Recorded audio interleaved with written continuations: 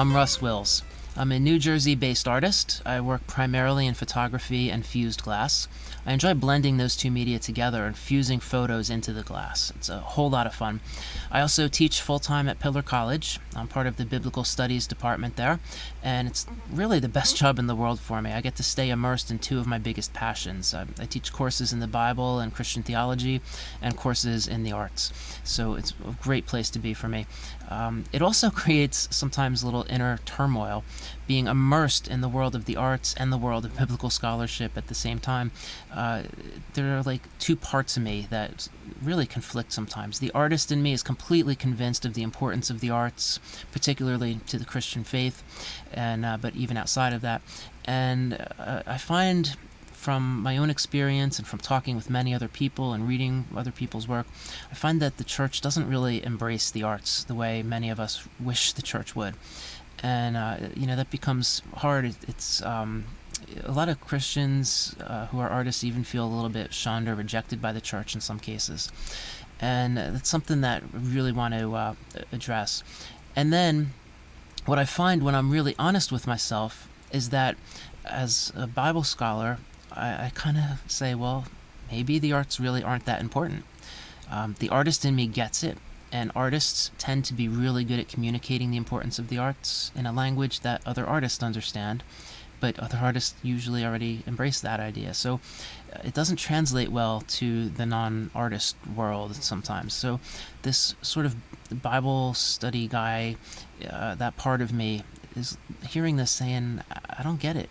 Right? When I'm really honest with myself, I don't get it. I don't really embrace the arts as much as that other part of me does. And what do I do with this? There's this constant conflict there.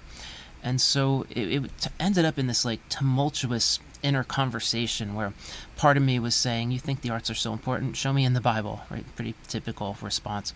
And the artist part of me was saying, well, you're the Bible scholar, you do it. And I did. I kind of took that challenge that I gave myself, and I started really digging through the Bible. I've learned a lot, and I was surprised by some of what I found. I wasn't so surprised to learn how important the arts are, or that the arts really are important. It's more that I learned that the arts can be a very vital part of Christian salvation.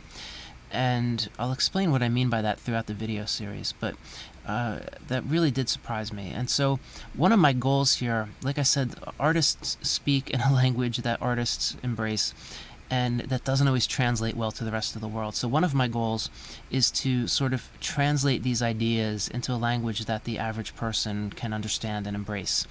And hopefully by doing this, I'll help artists to thrive, to be able to serve God more effectively through the arts and be confident in what they're doing, but also help the church and art lovers and even people who don't get the arts and don't like the arts to at least acknowledge and embrace the idea that, yes, the arts are important and we need to embrace the artists that are part of the Christian body.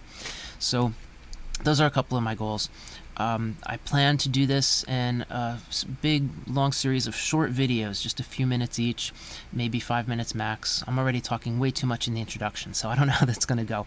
But I'll keep the videos as short as I'm able to throughout the sessions, and just let all these individual, smaller videos kind of come together as a whole to make the case. So I hope that you are willing to stay with me through it. I will be presenting ideas that are challenging to quite a few people. Nothing that I think is heretical, but it is, some of these ideas are things that I was never taught, and sometimes even different from what I had been taught in my younger days as a Christian. So when that happens, I hope that you'll really consider the ideas and discuss through these things. I want this to be ideally like a larger discussion, not just me making videos and teaching people, but really discussing these ideas. I learned from that. Hopefully you'll learn from that as well. So those are my goals. One final note for parents. I will be teaching parts of the Bible in this series, and the Bible is not rated G. It's not even rated PG-13. Parts of the Bible get pretty explicit, and in some cases the translators even tone it down a little bit.